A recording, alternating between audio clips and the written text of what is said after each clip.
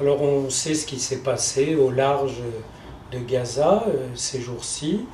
Une flottille a porté de l'aide humanitaire pour Gaza et a été arraisonnée par la marine israélienne avec 9 ou 10 morts, je ne sais pas le chiffre exact parce que ça fluctue d'après les infos. Et je trouve que ça donne à réfléchir, parce que ça donne à réfléchir à plusieurs niveaux. Parce que j'ai vu les images et j'ai vu quelque chose d'hallucinant. J'ai vu un hélicoptère s'avancer sur le bateau principal et un soldat israélien descendre en rappel, comme ça, arriver sur le pont.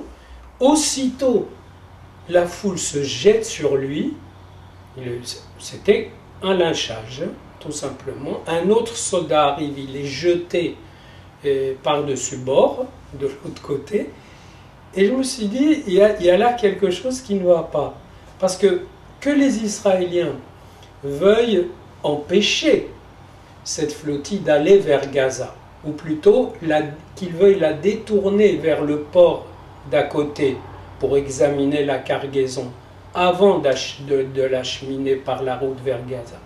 Pourquoi pas? Ils ont mis un blocus sur Gaza, il y a la guerre, et les gens de Gaza, on leur envoie des roquettes, eux font des opérations pour empêcher que ça se réarme, etc. Il y a même un mur au sud de Gaza, un mur israélien, un mur égyptien, donc il y a vraiment, c'est une zone où le trafic d'armes est énorme, et donc il y a un enjeu. Donc je comprends que les Israéliens veuillent contrôler cette ligne tant qu'il n'y a pas une paix, un accord avec le Hamas.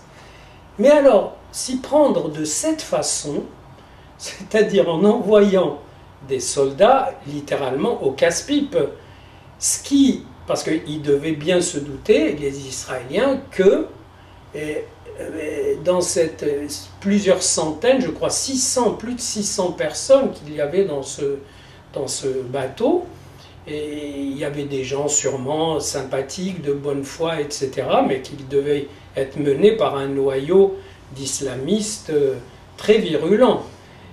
Et donc, à supposer que les renseignements israéliens n'aient pas eu cette information, un peu de réflexion aurait pu la déduire.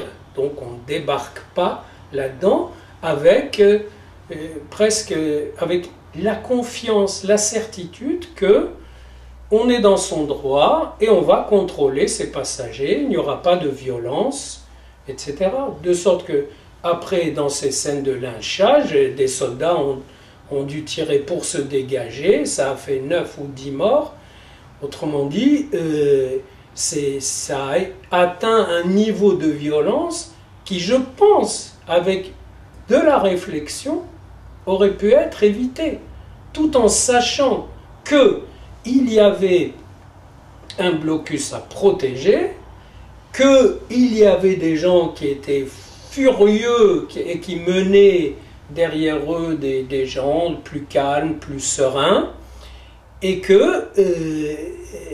il risquait d'y avoir un affrontement. Donc ce que Israël n'a pas résolu ou même affronté ou même envisagé, c'est l'idée qu'il puisse y avoir de l'affrontement, et très violent. Et donc elle ne s'y est pas préparée, et c'est effectivement une grosse gaffe, une grosse bavure. Alors pourquoi il n'y a pas eu cette réflexion? Parce qu'après tout, des gens qui réfléchissent, il y en a beaucoup là-bas, des penseurs, il y en a beaucoup.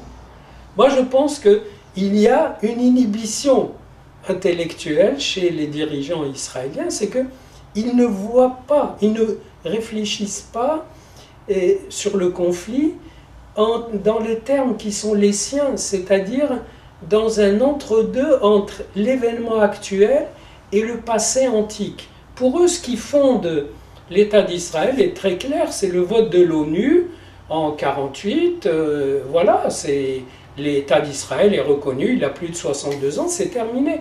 ils ne se rendent pas compte que l'existence d'une souveraineté juive mobilise en face une haine, un rejet radical, profond de toute idée de souveraineté juive, et que ce rejet lui aussi est millénaire, tout comme la transmission juive est millénaire, mais beaucoup plus ancienne, évidemment, d'un millénaire de plus, un peu plus qu'un millénaire. Autrement dit, qu'on a des forces archaïques très profondes et des flux symboliques qui s'opposent, et que à chaque événement, ça se met en acte. Ça n'est pas une théorie. Voilà, ça c'est pour les bouquins, et puis dans la pratique, voilà, il y a une flottille qui vient, bon, on envoie un hélico, et puis ça va... Autrement dit, il n'y a pas une pensée nourrie par les vrais enjeux du conflit, qui sont qu'une transmission symbolique de 3000 ans se voit contestée par une transmission, celle de l'islam, qui date d'il y a 1300 ans à peu près, et qui est branchée d'ailleurs sur la transmission hébraïque, et qui lui conteste toute idée de souveraineté. Et si on a ça en vue, alors il faut vraiment prendre des mesures, et des mesures évidentes. Ils auraient dû débarquer plus en masse, ou bien envoyer des plongeurs casser le gouvernail ou bloquer l'hélice, et à ce moment-là le bateau se ferait tirer tranquillement, avec une foule peut-être criante et très énervée, et puis il y aurait eu le contrôle, et ainsi de suite, le tout dans le calme.